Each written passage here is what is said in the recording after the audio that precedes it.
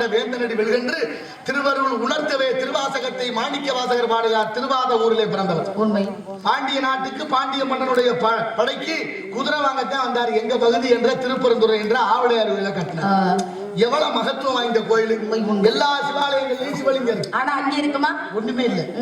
அங்க சிவலிங்கம் இல்ல, நந்தி இல்ல, கொடிமரம் இல்ல, பலிபீடம் இல்ல, நவக்கிரகம் எதுவுமே இல்ல, ஒண்ணுமே இல்ல. ஒரு கோயில், அது திருவாசகம் பிறந்த கோயில், மிகப்பெரிய ஆலயம்.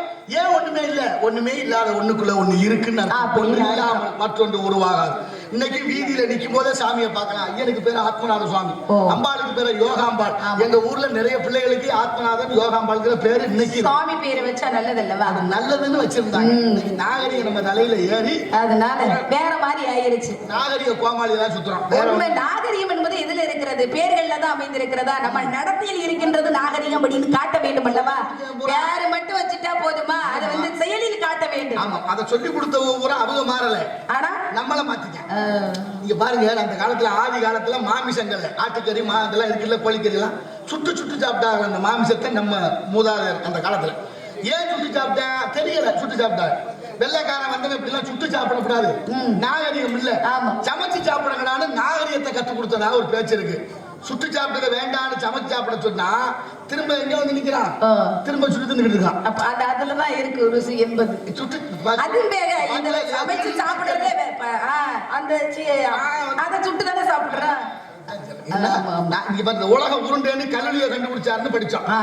கலிலியோ தான் உலகத்தை உருண்டைன்னு கண்டுபிடிச்சாரு. அவரை வீட்டு சிறையில வச்சு கல்லால் அடிச்சு கொண்டது கிரேக்க விஞ்ஞானி. எனக்கு இருக்கு தரமா பேசிட்டு இருக்க உலகம் உருண்டைன்னு சொல்ல முடியுமான்னு. ஆமா, அவர் ஏத்துக்கல கடைசி வரைக்கும். அவர் போனதுக்கு அப்புறம் தான் எல்லாருடைய மேசையிலையும் உருண்டை உருளுது. ஆனா அதுக்கு முன்னாலேயே நம்ம முன்னோர்கள் உலக உருண்டைன்னு கண்டுபிடிச்சான். வள்ளுவர் பாடினாரு ஒரு குரல்ல, சுழன்றும் ஏற்பின்னது உலகம், சுழன்றும் ஏற்பின்னது உலகம். சுழலுவது எது சுழலும்? உருண்டை தான் சுழலும். அப்ப உலகம் உருண்டைன்னு வள்ளுவரும் பாடிட்டாரு. அதை வெளியில கொண்டு வரல யாரும். அடுத்து ஆன்மீகத்துல பெருமாள் கோயில் எல்லாம் பாத்தீங்கன்னா மச்ச கூர்ம ராம வராக பன்றி அவதாரம் ஒண்ணு இருக்கு. அதுல வந்து பூமியை வந்து மீட்டி வருவார் உருண்டையா இருக்குல்ல. ஆமா, அதை யாராவது சொன்னமா? அதெல்லாம் விட்டுட்டான். அயல் நாட்டுக்காரன் சொன்னா அதை நம்புறோம்.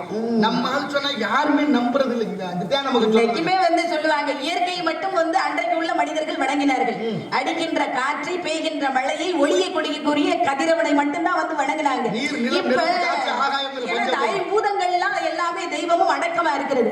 ஏன்னா ஐம்பூதங்களையும் ஒருங்கிணைந்து கொண்டு வந்து ஒரு கருவறையை உண்டு பண்ணி அந்த சிலையில் வந்து அடித்து ஐக்கியமாக்கி இன்னைக்கு சாமி கும்பிடுங்க, இயற்கையை மட்டும் வணங்காதீங்க அப்படின்றது ஒரு தன்மை இருக்கு. ஏன்னா இயற்கை அன்றைக்கு ஒரு அதிகாலையில் எழுந்த மனிதன் நீராடி சூரியனை பார்த்து நம்ம வணங்குறோம்னா, அந்த சூரிய கதிராகப்பட்டது உடம்பில் பாய்ந்ததுன்னா இந்த கெட்ட நீரெல்லாம் வெளியாகி மனிதன் ஆரோக்கியமாக நீண்ட ஆயுளோடு 100 வயதை தாண்டி ஒவ்வொரு தமிழனும் ஒவ்வொரு மனிதனும் வாழ்ந்தார்கள்.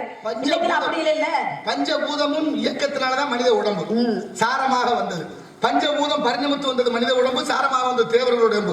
இப்ப கோயில் இருக்கு, கும்பாபிஷேகம் குடமுழுக்கு பண்றோம். அதுக்கு 4 நாளைக்கு முன்னாலேயே யாகசாலை ஏற்பாடு செய்து அந்த கலயங்கள்ல கலசங்கள்ல நீர் நிரப்பி அங்கே ஓதுவார்கள் வச்சு மந்திரம் ஓதுவாங்க. அப்படி வெறுமனே மந்திரம் மட்டும் சொல்றது இல்ல, அந்த யாகசாலையில இருந்து கருவறை வரைக்கும் தெற்ப கயிறு கட்டியிருப்பாங்க. தெற்பக்கயிறு சணல் மாதிரி அதை சுருட்டி அதை பின்னி அந்த கயிறு கொண்டு போய் யாகசாலையில இருந்து அந்த கருவறைக்கு வரைக்கும். ஏன் எப்படி இந்த மின்சாரத்தை கடத்துவதற்கு இந்த தாமரை கம்பிகள் பயன்படுதோ, மின்சாரத்தை கருவறைக்கு கொண்டு போறதுக்கு பயன்படுது. தெற்பைக்கு பேரு மின்சாரத்தை இழுக்கக்கூடிய ஆற்றல் இருக்கு. அதனாலதான் மரங்கள்லாம் மின்சாரம் போற பாதையில இருந்தா வெட்டி விடுறோம். என்ன மின்சாரம் அது இழுக்கும். அதனால தற்பைன்னு பேரு, சரவண பொய்ன்னு பேரு. சரவணா தற்பை, வனமனா காடு. அப்படிப்பட்ட சரவண பொய் என்ற தற்பை காட்டுல அவதாரம் செய்தவர் தான் முருகப்பெருமானாகப்பட்டவர். இப்ப அந்த கும்பாபிஷேகம் நடக்கிறதுக்கு பஞ்சபூதமும் தேவைப்படுது. கலயம்ங்கிறது மண்ணு, அங்க இருக்கிற நீர் தண்ணி கொண்டு வந்துருச்சா, மந்தரம்ங்கிற ஒளிங்கிற காற்று கொண்டு வந்து சேர்க்கான, மேல இருந்து வரக்கூடிய நெருப்புங்கிறது அக்கி வந்துருச்சா, நிலம், நீர், காற்று, ஆகாயம் அங்க சக்தியை இழுக்கிறது. இந்த 5 சேர்ந்தாத்தான் குடமுழுக்கு, 5 சேர்ந்தாத்தான் வாழ்க்கை. ஆனா 5லயும் நெருப்பு தனித்துவம். நெருப்பு என்ன செய்யும்? நெருப்புல ஒரு பொருளை போட்டா நெருப்பாக்கிட்டு அது சாம்பலாவே போயிடும். அது எப்போதுமே உயர்ந்த நோக்கம் உடையது. எப்படி தூக்கிச்ச உரசி குப்புற பிடிச்சாலும் தீ நிழல் வைத்தான் எரியும். அதனாலதான் நெருப்பை வணங்குனாங்க முன்னோர்கள். நெருப்பு அவ்வளவு உயர்ந்தது. நெருப்புக்குள்ள எது விழுந்தாலும் நெருப்பாகி கொண்டே இருக்கும். ஆனா தண்ணியோ காற்றோ ஆகாயமோ அப்படி இல்லை. தண்ணி எங்கன விழுகுதோ தன்னை மாத்திக்கணும். தன்னை அதாவது மண்ணின் நிறத்தை மாறி வந்து நிறத்தை மாற்றிக்கொள்ளும். கடல்ல விழுந்தா அது வந்து உப்பு நீராக மாறுகிறது. நல்ல இடத்துல விழுந்தா நல்ல நீர். சாக்கடை நீராக சிப்பிக்குள் வந்து முத்து அந்த நீர் விழுந்தா அது முத்தம். அது பாருங்க, அது முத்தாக மாறி விடுகிறது. மாத சிப்பி வந்து மேல வாய் திறந்து விழுகிற நீரை மூடி இருந்தா அது முத்து. பாத்தீங்களா? இது சாதாரண. அந்த மழை நீருக்கு எவ்வளவு சிறப்பு இருக்கிறது. அந்த மழை நீர் ஆனி மாதம் சிப்பிக்குள்ள விழுகும் போது முத்து. அதே ஆணி மாதம் சுவாதி நட்சத்திரத்துல விழுந்தா அது பேர் தான் ஆணி முத்து. எருமுத்துக்கு ஆணி முத்துக்கு வித்தியாசம் இருக்கா? அப்ப ஆணி மாதம் சுவாதி நட்சத்திரத்துல விழக்கூடிய மழை நீர் அந்த சிப்பிக்குள்ள விழுந்து அது திரண்டா அதுக்கு பேரு ஆணி முத்து. இப்போ ஒவ்வொன்றுக்கு ஒரு காரணம் இருக்கா? காரணம் நம்ம தோரணம் கட்டுறது இல்லையா? எல்லா சொல்லும் பொருள் குறித்தனவை என்பது முன்னோர்கள் நமக்கு சொல்லி வைத்தது. நம்ம ஆளு பல பேர் முன்னோர்கள் முட்டாள்கள். என்னன்னா பழத்தை பிடிச்சி கட்டி பிடிச்சிக்கிட்டாங்க. கல் தோன்றா மண் தோன்றா காலத்தில் முன் தோன்றிய மூத்த குடி அப்படின்னா தமிழ் குடி மட்டும்தானா? இந்த உலகம் எப்படி வந்து சூரிய பிளம்பில் இருந்து ஒரு கடுகளவு பூமிக்கு சிதறி வந்து எத்தனை கோடி ஆண்டுகளுக்கு பின்னி அதை தணிந்து அதில் இருந்து வந்து புல் பூண்டு வந்து உருவாகி நீரில் வாழக்கூடிய ஜந்துகள், நிலத்தில் வாழக்கூடிய ஜீவங்கள், பறவைகள், அதே மாதிரி விலங்குகள், அதிலிருந்து மனிதனாகப்பட்டவன், குரங்கில் இருந்து வேறுபட்டவன், இத்தனை கால கணிப்பில் எந்த ஒரு மொழியிலையும் கிடையாது. தமிழ் மொழியில மட்டும்தான் இத்தனை விஷயங்களும் பொறிக்கப்பட்டு இருக்கிறது. ஓரறிவு மரம் செடி கொடிகளுக்கு, ஈரறிவு புழுப்பூச்சிகளுக்கு, நீரில் வாழக்கூடிய ஜந்துகளுக்கு 3 அறிவு, 4 அறிவு பறவைகளுக்கு, 5 அறிவு விலங்குகளுக்கு, மிருகங்களுக்கு, மனிதர்கள் பல பேருக்குமா எல்லாருக்கும் 6 அறிவு இல்லை என்பது தொல்காப்பியம். ஆமா ஆமா. இப்ப ஓரறிவு மரம் செடி கொடிகள்னு ஏன் நிரூபிச்சாங்க? எதற்கு? எதனாலன்னா தொட்டா உணரக்கூடிய தன்மை மரம் செடி கொடிகளுக்கு உண்டு. அதனாலதான் தொட்டா செடிங்க இப்படி ஒரு செடி ஒன்று இருக்கிறது, நம்ம தொட்ட உடனே அப்படி வந்து உணர்வை காட்டக்கூடியது. இப்ப மரம் செடி கொடிகளுக்கு உயிர் இருக்குன்னு கண்டுபிடிச்ச விஞ்ஞானி யார் தெரியுமா? ஜெகதீசன் சந்திரபோஸ். நம்ம நாட்டுல இந்தியாவில் பிறந்த ஜெகதீசன் சந்திரபோஸ் தான் மரம் செடி கொடிகளுக்கு உயிர் இருக்கிறது. அவர் அதை கண்டுபிடிக்கிறதுக்கு முன்னால என்ன பண்ணாரு தெரியுமா? இன்னைக்கு வானொலி பெட்டின்னு ரேடியோ ஒண்ணு இருக்கு. யார் கண்டுபிடிச்சா? மார்க்கோனின்னு படிச்சோம். அந்த மீயொலி தன்மையை வந்து ஒன்று வழி ஒருங்கிணைத்து அந்த வெளிப்பாடு என்பது வந்தது. அந்த கண்டுபிடிச்சவர் மார்க்கோனி அல்ல, அதற்கு முன்னே அந்த ஜெகதீசன் சந்திரபோஸ் கண்டுபிடிச்சார். அதுக்கப்புறம் தான் மார்க்கோனி கண்டுபிடிக்கிறாரு. மார்க்கோனி பேரு உலகத்துக்கு வந்துருச்சு, இவர் வேறு வரல. அவருக்கு நோபல் பரிசு கிடைச்சிருச்சு. அவர் வெக்கப்படுறாரு, கண்டுபிடிச்சது இன்னொருத்தர். நமக்கு பேர் ஒரு விஷயம் தெரியுமா சுவாமி? என்னைக்குமே வந்து அரங்கேற்றம் பண்ண நூலுக்கு முழுமை என்பது பொருள். அந்த மாதிரி அவருக்கு வந்து அந்த முழுமை என்பது கிடைத்தது. அரங்கேற்றம் பண்ணாத நூல் எத்தனையோ நூல்கள் வந்து மண்ணாகி போய்விட்டது தமிழ்ல. ஏன்னா ஒட்டக்கூத்தராகப்பட்டவன் முதலில் வந்து ராமாயணத்தை எழுதியிருந்தாலும் அரங்கேற்றம் பண்ண கம்பனுடைய மொழிக்குத்தானே முதன்மை கிடைத்தது கம்ப ராமாயணம் என்பது. அதற்கு முன்னாடி அவர் எழுதினார். அவருக்கு பெருமை இல்லையே? இல்லாம இல்ல இருக்கிறது. ஆனா அவர் எழுதின மொழிக்கு 7வது காண்டமாக உத்திர காண்டம் என்பது இணைக்கப்பட்டது. ஒட்டக்கூத்தர் எழுதி அதான் படிச்சு பாட்ட கொடுத்தேன். ஒரு தர்க்கம் வந்துருச்சு 2 பேருக்கும். ராமாயணம் தெரியுமா? ஆமா தெரியும். எங்க நீங்க என்ன பாடுங்க, சீக்கிரத்துல பாடுங்க. ஒட்டக்கூத்தர் பாடிட்டே இருக்காரு, கம்பர் பாடாம இருக்கிறாரு. ஒட்டக்கூத்தருக்கு ரொம்ப வருத்தம், நம்ம இவ்வளவு பாடிக்கிட்டு அந்த இறைவனுக்கு கூட செய்யாம இருக்கானே. மன்னர்கிட்ட ரகசியமா சொல்லி வந்து விசாரிக்க சொன்னார். மன்னர் வந்தார். என்ன பாடுறீங்க? நான் கடல் காணும் படலம் பாடுறேன். கடல் காணும் படலமா? முதல்ல ஆரம்பலாமா அங்க போயிட்டியா நீ? அப்படின்னா திருவருள் உணர்த்து, கலைவானுடைய திருவருள். இப்ப போட்டி வந்துருச்சு. போட்டியில கடல் காணும் படலம்னா அங்க இருந்து ஒரு வெண்பாவை சொல்லுங்க. அப்பவே பாடுறாரு கம்பர். குமுதமிட்ட குலைவரை கூத்தரின் திமுதமிட்டு திரியின் திரைகடல் துமித ஊர்முக வானவர் சொல்லினார் அமுதமனும் எழுமனும் ஆசையான்னு பாடுறாரு. என்ன அப்படி பாடலாமா? எல்லாத்தையும் பாடணும்னா ஒரே ஒரு கேள்வி கேட்டார். எல்லா வார்த்தைகளுக்கும் விளக்கம் எனக்கு தெரியுது. அதுல துமின்னு ஒரு வார்த்தை சொன்னீங்க, அதுக்கு என்ன அர்த்தம்? துமினா அர்த்தம் கம்பரால சொல்ல முடியல. இப்ப ரொம்ப தயக்கம். நாளை காலையில சொல்றேன்னு போயிட்டாரு. கலைவாணியை நினைக்கிறாரு. கலைவாணி வந்து அருள் கொடுக்கிறார். கவலைப்படாத, நாளைக்கு 1000 கால் மண்டபம் வழியாக அந்த ஒட்டக்கூத்தரு சோழ மன்னன் எல்லாரையும் கூட்டிட்டு வா, உனக்கு விளக்க நான் கொடுக்குறேன். மன்னர் போனார். காலையில எந்திரிச்சு கம்பரு மன்னரை கூப்பிட்டாரு, புலவர் ஒட்டக்கூத்தரை கூப்பிட்டாரு. எல்லாரும் அந்த வழியா வர்றாங்க.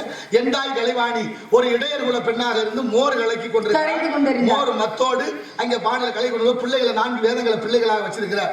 இப்ப அவங்க வரும்போது அவங்க காதல விழுகிற மாதிரி இவ சொல்றா, பிள்ளைகளே தள்ளி இருங்கள், மோர் துமி பறக்கும் என்றார். ஏன்னா துணி அப்படின்னு சொல்லலாம், துமி அப்படின்னு வந்து அவள் சொன்னதுனால இப்ப பழக்க வழக்கத்துல இப்படி ஒரு துளி என்பது மோர் துளி. இப்ப நம்ம ஊர் அரச மழை துளி இப்படினுவா, நீர் துளி இப்படினுவா.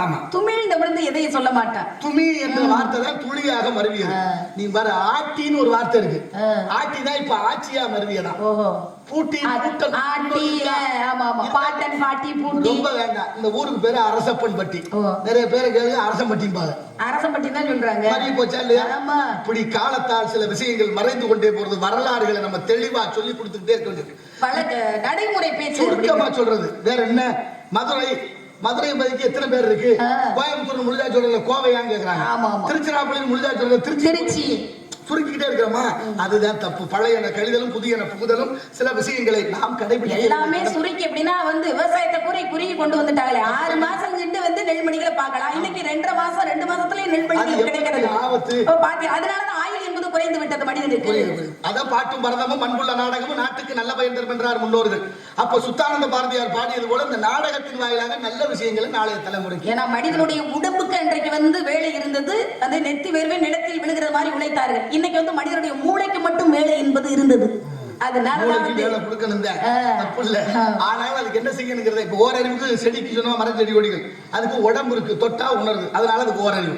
அடுத்து ஈரறிவு புழு பூச்சிகளுக்கு, அதுக்கு உடம்பு இருக்கு, வாயு இருக்கு, உண்ணுகிற சக்தி இருக்கு, அதனால அதுக்கு 2 அறிவு. 3வது அறிவு நீரில் வாழக்கூடியது, அதுக்கு உடம்பு இருக்கு, வாயு இருக்கு, மூக்கும் இருக்கா, அதனால அதுக்கு 3 அறிவு. அடுத்து 4வது அறிவு வாயு இருக்கு, மூக்கு இருக்கு, கண்ணும் இருக்கு, அதுக்கு 4 அறிவு. 5வது அறிவு பாருங்க, அதுக்கு உடம்பு இருக்கு, வாயு இருக்கு, மூக்கு இருக்கு, கண்ணு இருக்கு, காது இருக்கு, அதனால அதுக்கு 5 அறிவு. 6வது அறிவு பகுத்து ஆயக்கூடியது, இதை செய்யலாம் இதை செய்யக்கூடாது போகலாம், எல்லாத்துக்கும் பகுத்தறிவு. பகுத்து அறிவு பார்க்கக்கூடியது மனிதனுக்கு உண்டு. இப்ப பறவைக்கு அறிவு 4ன்னு சொல்றான். ஆமா, அதுக்கு பகுத்தறிவு இல்லைன்னு அர்த்தமா? ஏன் இருக்கிறது, இருக்குல்ல. பகிர்ந்து உண்றதுனால காக்கைக்கிட ஒற்றுமையை கத்துக்கிற முடியும். அது மட்டும் இல்ல, ஒரு குருவி இந்த இடத்துல இருக்கு, நம்ம போறோம்னா அங்கே உட்காந்துட்டு இருக்கோம், மனுஷன் வர்ற அச்சம்ங்கிற ஒரு பயம் வந்துருச்சுல, பகுத்தறிவு. தன்னை காப்பாத்திக்கிறது நினைக்குது பாருங்க, அதுதான் பகுத்தறிவு. அப்படிப்பட்ட இந்த சிந்தனையான இடத்துல உன்னை பற்றி கேட்ட நாடு தொண்டை நாடு நிலம் புரிஞ்சு நிலம் அமைத்திருப்பது, பேசுவது, வணங்குவது 3 எழுத்து கூட்டம். நீங்க 4 எழுத்து கூட்டம். தவத்துக்கு ஒருவர், தமிழுக்கு இருவர், குலத்துக்கு மூவர், ஆழ்வர் 5 பேர், சுவைக்கு ரிஷிகள் 8 அப்படின்னு சொன்னா நீங்க ஒத்துக்கிற கூடாது. 7 அப்படிதான் சொல்லுவேன். ஆமாமா, வரிசையா போய்கிட்டு இருக்கோம் அப்படின்னு சொல்லுவாங்க. எல்லாத்தையும் தமிழன் வகுத்து. அப்ப பேசிக்கிட்டு இருக்கிற போது நம்ம சிந்தனையோட கேட்கிறோமா இல்ல சிந்தனையாக பதில் சொல்றார்களா அப்படின்னு கொண்டு பேசணும். எல்லாத்துக்கும் ஆமா இது அங்கன்வாடி பள்ளிக்கூடத்துல வாய்ப்பாடு வாசிக்கிறது கிடையாதுல.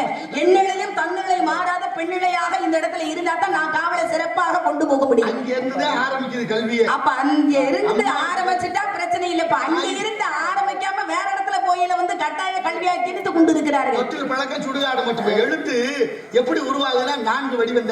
எழுத்து உருவாகுவதற்கு முதல்ல சுழி, அடுத்து பிறை, ஒரு நேர்கோடு, ஒரு குறுக்கு கோடு, இது 4 தான் எந்த மொழிக்கு எடுத்துக்கிட்டாலும். இப்ப ஒரு கட்டடம் இருக்குன்னா செங்கல், சிமெண்ட், சுண்ணாம்பு, மரம், இரும்பு, இவ்வளவுதான் இருக்கும். 4 தான். எதை மூலக்கூறு 4 தான். எவ்வளவு பெரிய மண்டபம் பார்த்தாலும் மூலக்கூறு 4 தான். எழுத்து மூலக்கூறு 4. எல்லாம் 4க்கு பெருமை. 4 பேர் 4 விதமா பேசுவாங்க. 4 பேர் போன பாதையில நம்ம போடினாலும் 4 பேர் மெச்சறது மாதிரியாவது வாழணும் இருக்காங்க. குரு தெய்வம் மெச்ச வாழணும். 4 பேர் அப்பர் சுந்தர திருஞான சம்பந்த மாணிக்க வாசகர் ஆன்மீக வழியில போகணும் அப்படின்னு இருக்காங்க. அப்படிப்பட்ட மாணிக்க வாசகர் எழுதிய திருவாசகம் இறைவன் எழுதுகிறார். மாணிக்க வாசகர் சொல்ல திருப்பரந்துரை என்ற ஆவடையார் இல்ல. இன்னைக்கு எங்க இருக்கு தெரியுமா? பாண்டிச்சேரி அம்பலத்தாடி மடத்துல இருக்கு அந்த திருவாசகத்தினுடைய மூல ஏடுகள். அது சிவராத்திரி அன்னைக்கு மட்டுமே பாண்டிச்சேரியில எல்லாருக்கும் தரிசனத்துக்கு வச்சிருக்காங்க. அந்த பாண்டிச்சேரிக்கு எப்படி கொண்டு போனாங்கன்னா அதுக்குள்ள ஒரு வரலாறு இருக்கு. சிதம்பரத்துல திருவாசகத்துக்கு ஒரு வாசகத்துக்கு முருக மாட்டார். அந்த போப்பாண்டவர் திருவாசகத்தின் பற்று கொண்டு கண்ணீர் விட்டு அழுது வந்த வேலையை விட்டுட்டு திருவாசகத்துல மொழி ஆங்கிலத்துல மொழிபெயர்த்தாராம். ஏன்னா எல்லா மொழிகளும் இருந்துட்டாலே எல்லாத்தையும் வாழ்த்தி பாடினார் மாணிக்க வாசகர். ஆனா தென்னாடுடைய சிவனையை போற்றி எண்ணற்றவருக்கு விரைவா போற்றின்னு சொல்லி எல்லா இடத்துல தான் சிவன் ஆலயம் இருக்கிறது. அது என்ன தென்னாட்டு சிவனுக்கு மட்டும் சிறப்பு கொடுத்திருக்கிறார்? ஏன்னா 12 லிங்கம் இருக்கு சுயம்பு. தானாக தோன்றியது சோதிர்லிங்கம்னு 12. 1 மட்டும்தான் தென்னாட்டுல இருக்கு, அதுவும் குறிப்பா தமிழ்நாட்டுல இருக்கு, அதுவும் ராமேஸ்வரத்துல இருக்கு. அதுலயும் 64 லீலைகள் இருந்தது மதுரை எம்பதியிலே.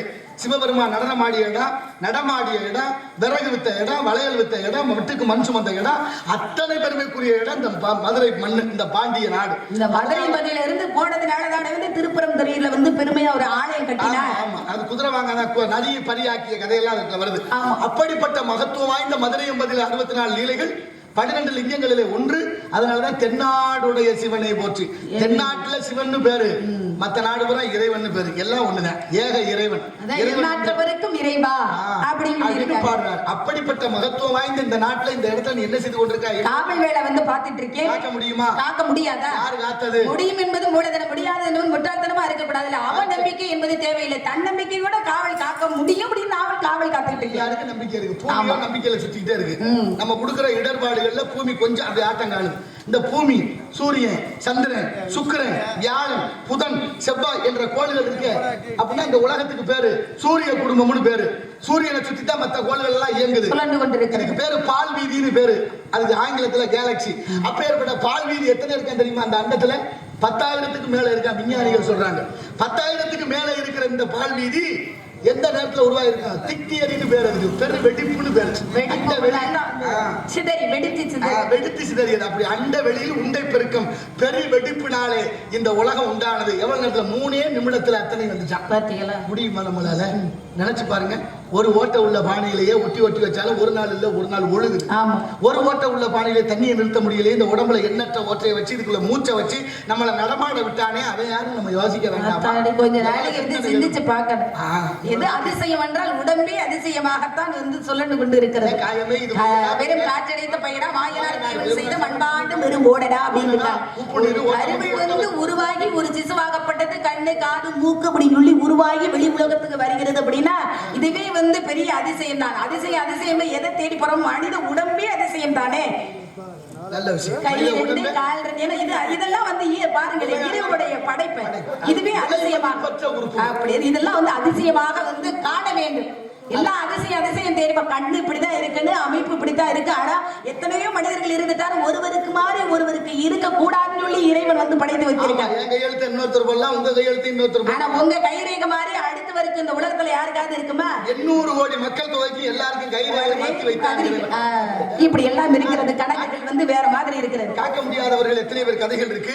அதனால பெண்கள் கூடிய பருவங்கள் 7 அடைந்திருக்கும் பருவம். 3வது மங்கை பருவம். ஆடிப்பட்டா தேடி விதைக்கணும், தூத்திக்கணும், பக்குவமா பயிர் செய்யணும். பெரியவங்க செய்தா பெருமாள் செஞ்சது மாதிரி. பெருமாள் பேர் அவங்களுக்கு ஒரு விசேஷத்தை நடத்தலாம். பெருமாள் பேரனாகப்பட்டவர் இங்க வந்திருக்கேன்னா ஈரேழு 14 உலகம் சுத்தி வரக்கூடியவர். இந்த இடத்துல வள்ளிப்பணி திணைவனம் காக்கின்ற பொழுது என்ன விஷயத்தை நீங்க சொல்ல வந்திருக்கீங்க? மனிதனுக்கு ஜாதகமா இருக்கணும். ஜாதகமா இருந்துட்டா நல்லது. பாதகமா பேசுறது நல்லா இருக்குமா? ஜாதகமா இருக்கணும்னா பட்டம் தவறணும், நட்ட ஆடி பட்டம் தேடி விதி எல்லாத்துக்கும் ஒரு காலம் வச்சான். அன்னைக்கு வச்சாங்க. 12 மாதம் இருந்தாலும் அது என்ன ஆடி பட்டம் தேடி விதைக்கணும், அதுக்கு ஒரு காரணம் இருக்கிறது. ஆனா இன்னைக்கு ஆடி மாதம் விதைக்க இல்ல, நம்ம அறுவடை தை மாதம் செய்யறதும் கிடையாது. மாறி போச்சு. நீங்க அது மாதிரி மாடு ஏறு பூட்டி உழுதும் மாட்டோட நீர் சாணம் எல்லாம் சேர்ந்து மண்ணுக்கு அவ்வளவு வளமா இருந்துச்சு. பூமியில் விழுந்தது. பூமி மலடாகி கொண்டிருக்கு. உரம் என்ற உப்பை கொட்டி. உப்பு நல்லதா கட்டதானா அதுக்குள்ள அவ்வளவு கதை இருக்கு. அதெல்லாம் போட்டோம். அது நல்லதா உப்பிட்டவரை உள்ளளவு நினைக்கணும் அப்படின்னு இருக்காங்க. மண்ணும் பெண்ணும் ஒண்ணு. அதனால பெண்ணை பக்குவப்படுத்தணும்னா சில காரணங்கள் இருக்கு. அந்த பக்குவத்தோட எல்லாரும் நடந்துக்கிறேன். பர்வகாலத்தை வீணா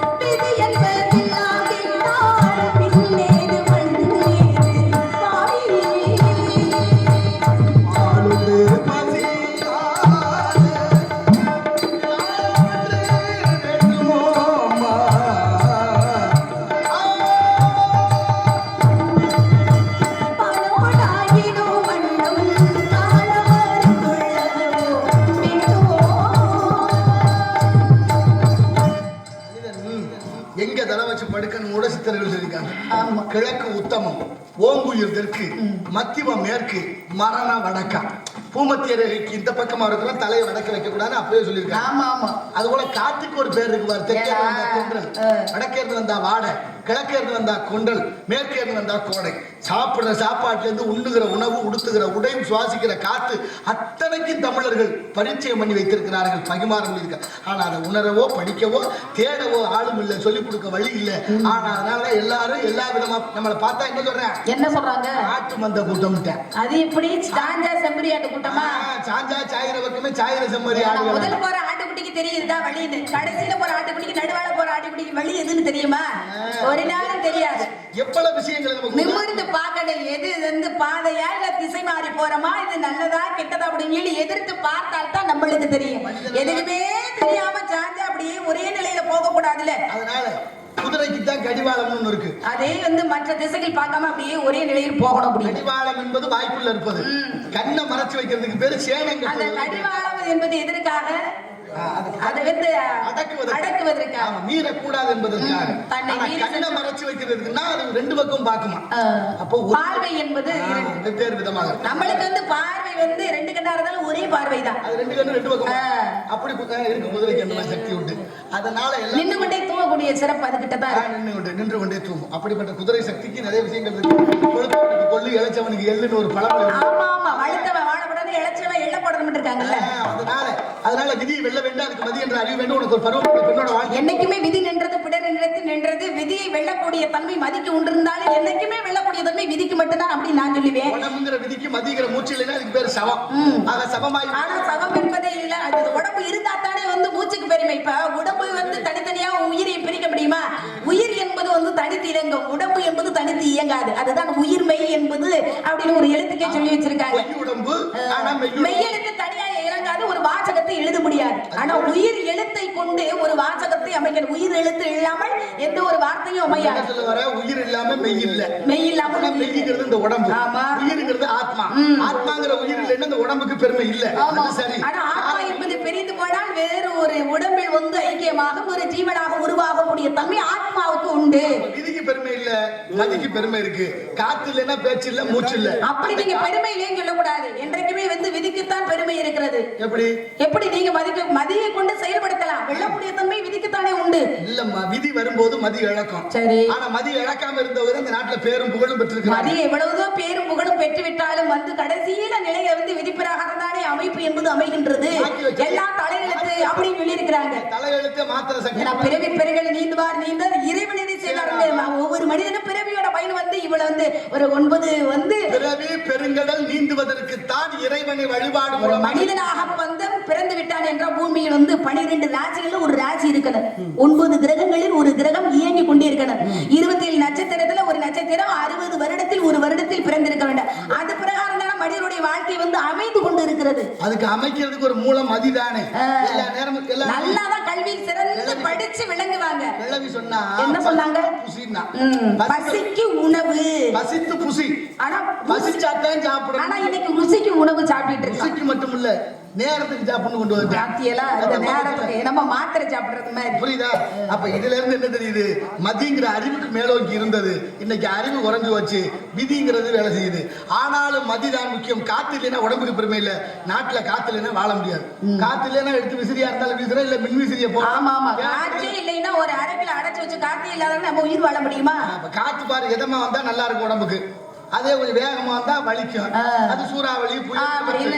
அந்த காத்து மலர் காத்து உடம்புல பட்டாலும் அது அப்படித்தான் இருக்கு. அந்த காத்து மலரோட வந்தா மணக்கும், மலத்தோட வந்தா நார். எதோட எது சேருதோ அதுக்கு பெருமை மாறிட்டே. அதனால உனக்கு ஒரு மாப்பிள்ளை பார்த்து வந்தேன். எதுக்கு நீங்க பார்த்துட்டு வரணும்? உங்கள்ட்ட யாராவது சொன்னாங்களா?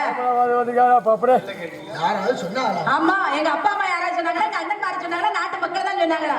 உங்க வேலை 1008 வேலை இருக்கு. அதையெல்லாம் விட்டு சம்பந்தம் இல்லாம நான் காவல் வேலை பார்க்கறேன், மாப்பிள்ளை பார்த்துட்டு வந்திருக்கீங்கன்னா 9வது வேலையில 10வது வேலையை நீங்க பக்குவமா வேற வேலையை பார்த்துட்டு போக வேண்டியதானே? நீங்க அப்பா மாதிரி இருக்கலாம். ஏன்னா சித்து அப்பா சித்தப்பாவா நீங்க வந்திருக்கீங்க.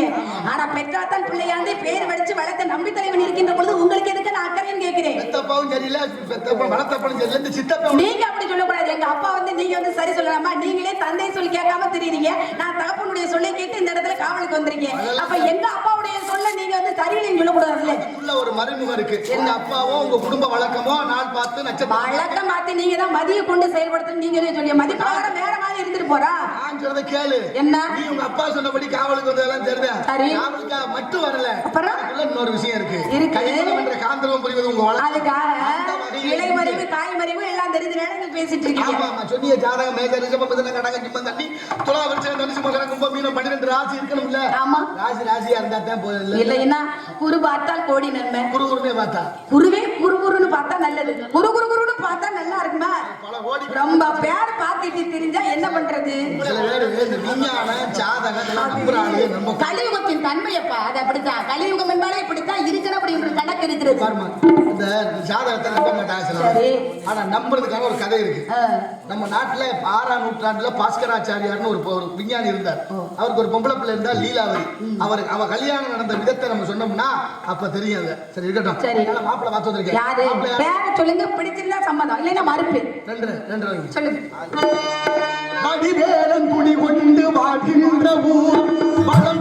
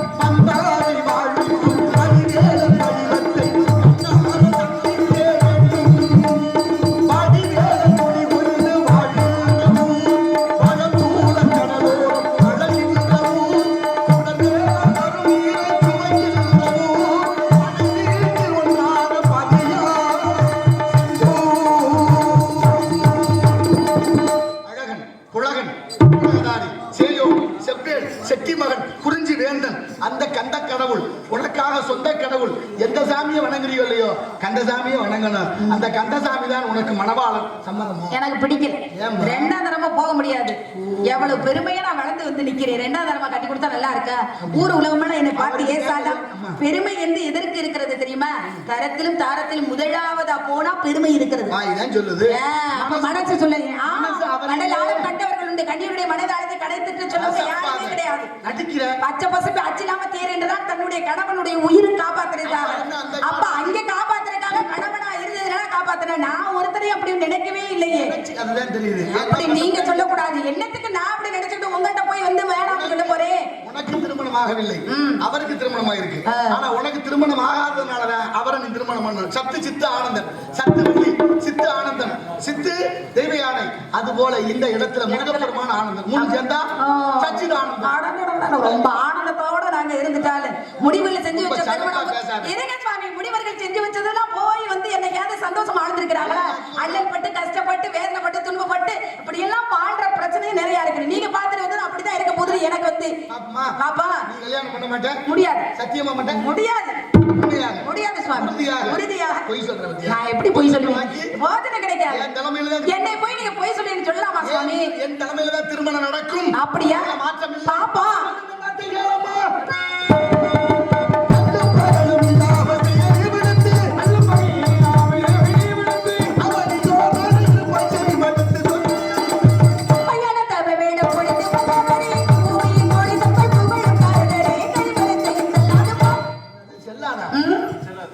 எது செல்லாது? நீங்க சொன்ன வார்த்தை செல்லாமல் போகுது. எல்லாம் செல்லாது.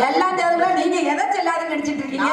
நீங்க என்ன சொல்லுமா வார்த்தைன்னா நீங்க சொல்லக்கூடிய வார்த்தை இங்க செல்லுபடி. அதை கேட்க முடியாது அப்படின்னு சொல்லி வந்து நான் என்ன சொல்றேன்? நாங்க செல்லாதுன்னு சொல்ற ஆளு இல்ல. செல்லாதுக்கு செட்டியார் வச்சிருக்கோம். அப்படி போய் பார்த்தா தானே, உரசி பார்த்தா தானே தெரியும். தமிழே பேசி பார்க்கணும், தங்கத்தை உரசி பார்க்கணும் அப்படி இருக்காங்க. நிலத்தில் கடந்த காட்டு குடியிருப்பதோடு வாய்ச்சல் இன்று பொழுது சமணம் ஆவதற்குள்ளாக சிக்கல் சிங்கார வேளவன வர செய்து திருமணம் செய்து அப்படியா? பாத்திரவாதீனா பிரம்ம முடிச்சு வைத்தியநாதன் மகன். அது வரைக்கும் இரு பத்தியம் சந்தனம். எதுக்காக வந்து பத்தியம் இருக்கணும்? உடம்பு நல்லா இருக்குங்க. ஒன்னும் நோய் இருக்கணும், இல்லைன்னா இறைவனை அடையணும் அப்படின்னு ஏதாவது வந்து வேண்டுதல் வைத்து நோம்பு இருக்கணும். நான் அப்படியெல்லாம் வந்து வேண்டுதல் வைக்கவே இல்லையே. என் வேலை முடிச்சுட்டு நான் வீட்டுக்கு போயிருவேன். எங்க அப்பா வந்து தேடுவார். என் அம்மாக்களை எல்லாம் நடிக்கிறேன். ஆனா உங்களை மாதிரி நடிக்க என்னால முடியாது. இல்ல யாரால முடியாது. ரொம்ப நடிக்கிறீங்க நீங்க. அவரை வச்சுக்குவாங்க. ஆத்தாடி நாம மனசுல இருக்கிறீங்க. நீங்க பாத்தீங்களாங்க. ரொம்ப ரொம்ப பேசாதீங்க. பார்த்தாலும் பார்த்தேன். இந்த மாதிரி ஒரு நடிப்பனை பார்த்ததே இல்லையா? நீங்க இப்படி எல்லாம் ஆடு வர போதெல்லாம் போய் சேர்ந்துட்டாங்க. ரொம்ப ரொம்ப நடிச்சு பட்டு வாங்கினவங்க எல்லாம். உண்மையிலே நீதாம்மா என்னை பாராட்டுற. ஒருத்தவட நீ நடிக்க தெரியுதுன்னு சொல்றாங்க. அப்படியா? உங்களை நடிக்க சொல்றீங்கன்னு சொன்னா அதெல்லாம் நியாயமாகுமா? நீங்க தான் பொய் சொல்லக்கூடாது. நீங்க என்னையுமே உண்மையே தான் சொல்லணும். நல்லது. நான் முருகப்பெருமான் போயிட்டு வாங்க. நடத்தி காட்டுவோம். பாப்பா அதேனா முருகா சண்முகா கந்தா கடம்பா கதிரிவேலா இனியாவது உன் கரணகமும் தரிசனமை மேல் படை செய்வாய் செந்தில் வெடி வேலா.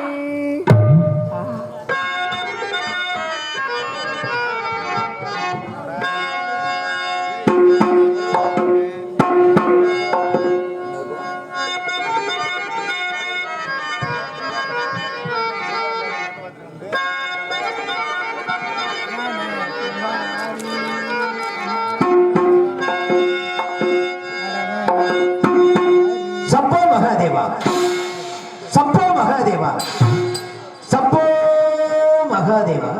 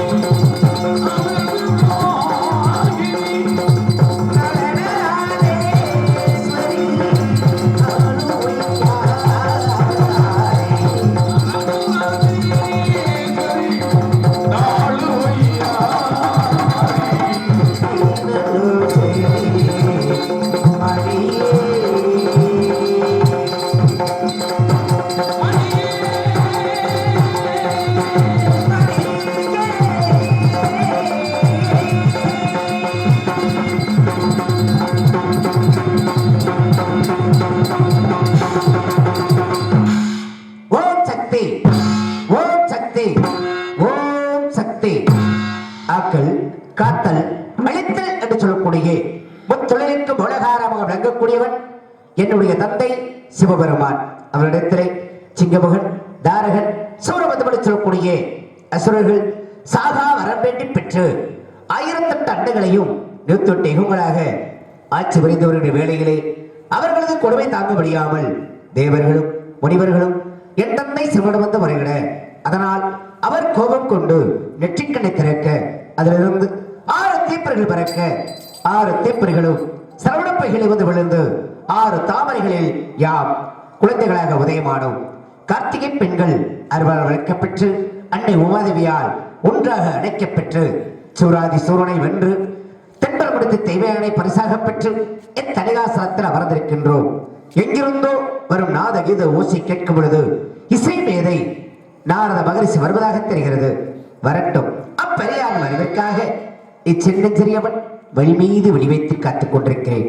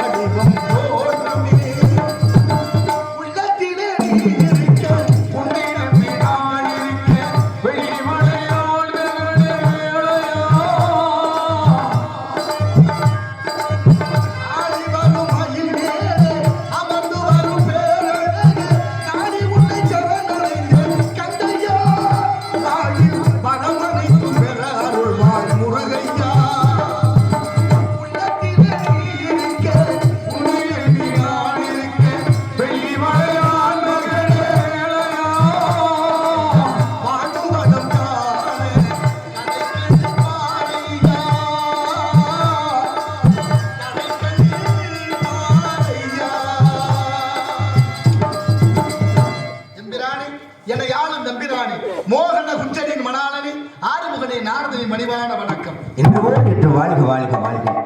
வந்தவர்களுக்கு வரவேற்பு கொடுப்பது தமிழ் பண்பாடு.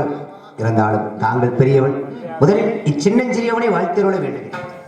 என்னன்னு தெரியல முருகா, ஏன் இந்த மூர்த்தி சிறிதா இருந்தாலும் கீர்த்திய பெருசல்லவா? இருந்தாலும் தாங்கள் பெரியவர் அல்லவா? கண்ட கடவுள், இந்த பிரபஞ்சத்துக்கு தாங்கள் தலைவன். நீங்க தான் எல்லாத்தையும் சரி பண்ணணும். இந்த வேலாயுதத்தை அப்படியே வச்சுக்கிட்டே இருக்காதீங்க. சில இடங்கள்ல திருப்பி பிடிக்கணும்ன்றீங்க. ஆமா, பிடிச்சிருவோம். இருந்தாலும் வரவேற்பு கொடுக்க வேண்டிய காரணத்தினாலே இதோ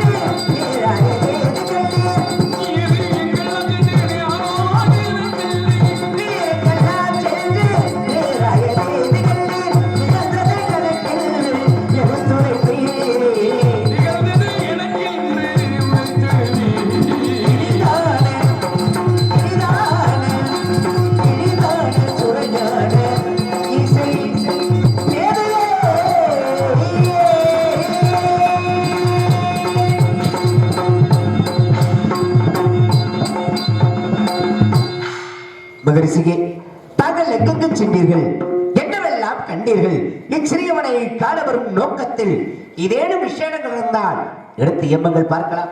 வருகிற மார்க்கத்திலே வேள்விமலை சாரணி அருகாமையிலே திணைச்சோலையின் மத்தியிலே மிக அழகான ஒரு கனி ஒன்றை தங்களுக்காக அடியேன் கண்டு வந்திருக்கிறேன். கண்டு வந்தவர்கள் கனியை கொண்டு வந்திருக்க கூடாதா? கொண்டு வர வேண்டிய பொறுப்பு உங்களுக்கு இருக்கு. இதனால் இவன் முடிக்கும் என்றாய்ந்து அதனை அவன் கண்டிடம். ஓஹோ, அதற்கு எதிரும் சிறப்புகள் இருக்கிறதா? நிறைய இருக்கு, எடுத்து சொல்லுங்கள் பார்க்கலாம்.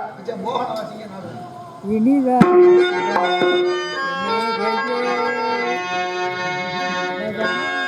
மாங்கனிக்கும் தேன்கதலி,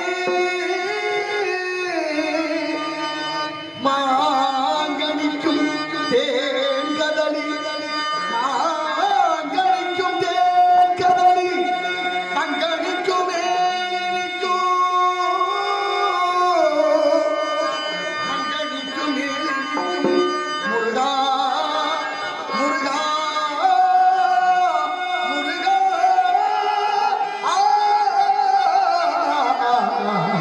முருகா மங்கனிக்கும் தேன்கதலி, மங்கனிக்கும் மேனிக்கும்,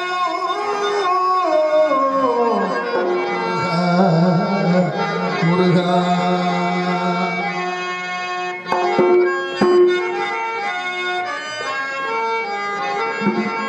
நான் கனிந்தேன், நான் கனிந்தேன், அக்கனியை இக்கணமே, அக்கனியை இக்கணமே, அக்கனியை இக்கணமே, கொய்யா,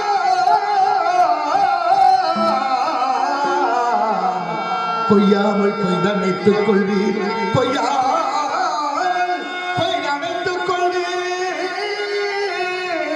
முருகா.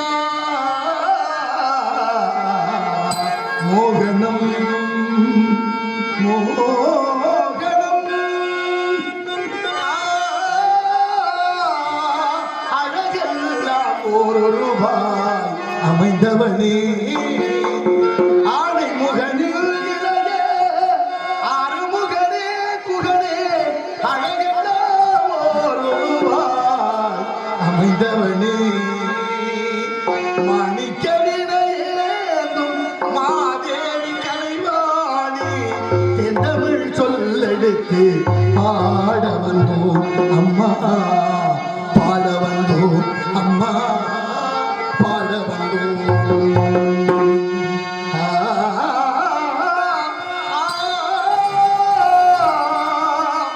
முருகா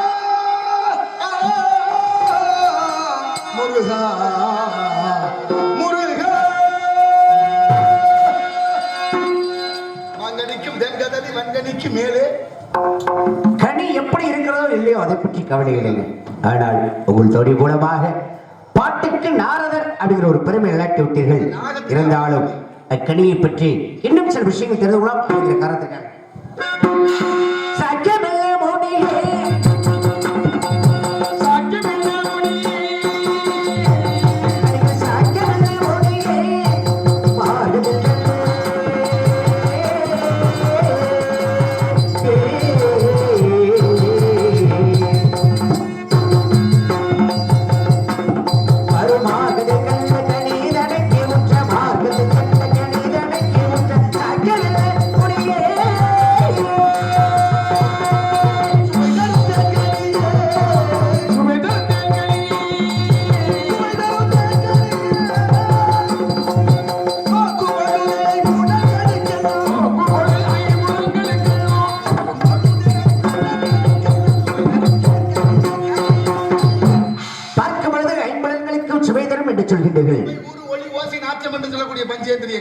அப்படி பஞ்சேந்திரம் சொல்வதற்குரிய கனியை இந்நேரம் ஆக மார்க்க பிறந்திருக்கூடிய பச்சைகள் கல்லாகில் நேரமலை பற்றி